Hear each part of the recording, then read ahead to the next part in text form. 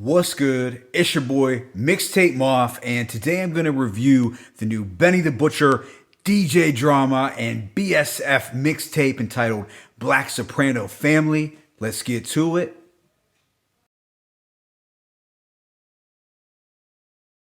At his core, Benny the Butcher is one of the hardest working rappers slash hustlers in the game. He took time out of his hectic schedule to show his boys some love on this brand new Gangsta Grillz mixtape. His boys, of course, being the Black Soprano Family, also known as the BSF crew. BSF consists of Rick Hyde, Loveboat Luciano, Jonesy, and Heem.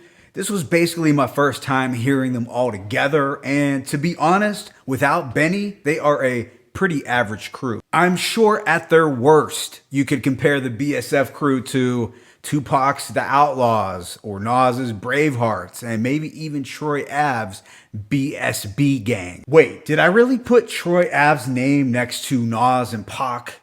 I'm sorry, y'all. Please forgive me. But I was getting those BSB vibes from these guys. Remember Troy Ave's BSB? But all jokes aside, are they horrendous rappers? No, but I can't say they were exceptionally interesting to listen to either. Look, in fairness, I do think Rick Hyde stands out as having the most potential from out the crew. However, I thought it was a good look for Benny as the boss to put his team on and give them some shine. I also thought that the energy throughout this tape was pretty on point. And I'm not gonna lie, hearing DJ Drama took me back to the late 2000s era of mixtapes when the Gangsta Grillz edition dominated the streets. Now, I honestly think that most Griselda fans would have preferred a Griselda and DJ Drama tape before a BSB and DJ Drama tape, but it is what it is. And I can't really be mad at Benny for putting this together. So with that being said, let me go ahead and give y'all a track by track breakdown. This thing starts out strong with the Benny solo record, Quarantine. Benny is sliding over this sort of rock sample. This just feels like a proper Gangsta Grillz intro. Benny states, tennis bracelets got the US Open on my wrist, and this dirty money, the only thing to need quarantine. They say power and fortune bring you Jordan rings. Hoes call me for Louis bags and abortion fees. So Benny was clearly flexing his prominence on this intro. This was by far the best track on the tape. I actually like the second track a lot too, Grams in the Water. This has a down south feel, something that I could picture Wayne or 2 Chainz rapping on. The vibe is a little different from the typical beats that you normally hear Benny rap over. This kind of feels like a low-key trap anthem. Rick Hyde said something interesting. Government mad when we rebuild. They want us fragile and weak still. Label us savages. We still thugging and blasting out Meek Mill.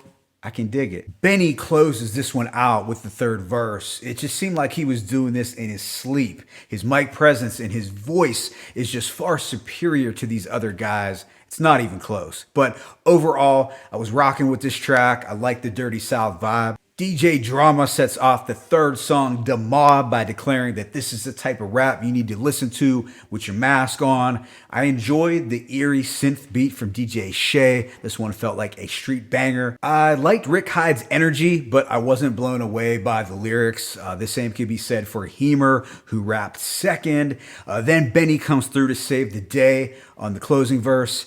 I did notice a trend with Benny going last, and I think that was a smart strategy so you, as the listener, could stay engaged. Benny raps, had a spot in all hoods, had my pockets all full, till rap made me more political like Pac before Suge.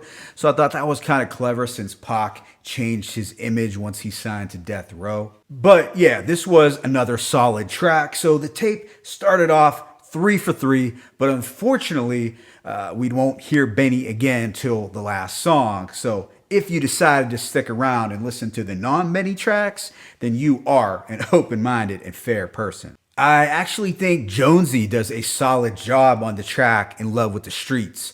I'm not gonna lie, he says something that grabbed my attention, left me with my granny, had me listening to the whispers, curls on my cheek when my auntie used to kiss us. So that paints a pretty vivid visual. But his whole second verse was actually strong, I'll say that.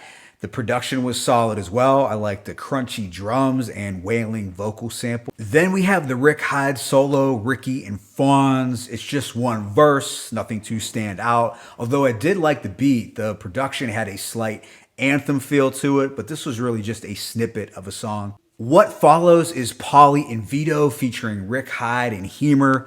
This was the first track that I felt was a slog to get through. I thought the beat was super repetitive and Heem's performance was pretty average in my opinion. I just couldn't get into this one. Next up is the Heem solo, Valerie. The beat is somber. Heem is painting a picture of life on the east side of Buffalo. He said, the street's cold, dude's fucking up the G code, so I went and bought more hammers than Home Depot. Big assault rifle that's longer than Lil Ito. Lil Ito, of course, being the rapper out of Rochester. This wasn't bad, although I doubt I'll be in a rush to revisit it. I like the Dipset-esque sped up soul production on It's Over. It was energetic. I thought all three had solid verses. Rick Hyde stated, call me Raekwon because I'm coming with the ghost. Benny's last few lines were great. I turned my hobby into a separate business, sick of those detective visits, and let's talk bags I got in mind today. I wrote this verse in a shirt I had on when I signed to Jay. Man, Betty is just showing off at this point. Overall, I give this a rating of 3.5 out of 5. This tape wasn't as bad as I expected it to be, but it wasn't mind-blowing either. The reality of it is most people are probably only going to play the songs that feature Benny, and I can't be mad at them for that. But I thought the Jonesy solo song, In Love with the Streets, was worth checking out, and Rick Hyde had a couple decent verses throughout as well. Outside of Benny, at this time, the BSF guys just don't have the most interesting voices, flows, or content. Like, they aren't bad, but they aren't very attention-grabbing either. I've seen some people on social media compare this tape to the early Lox work, and I'm completely baffled by this. I don't get it whatsoever because all Lox members would smoke these dudes, and I'm not talking about Benny, I'm talking about the other BSF guys.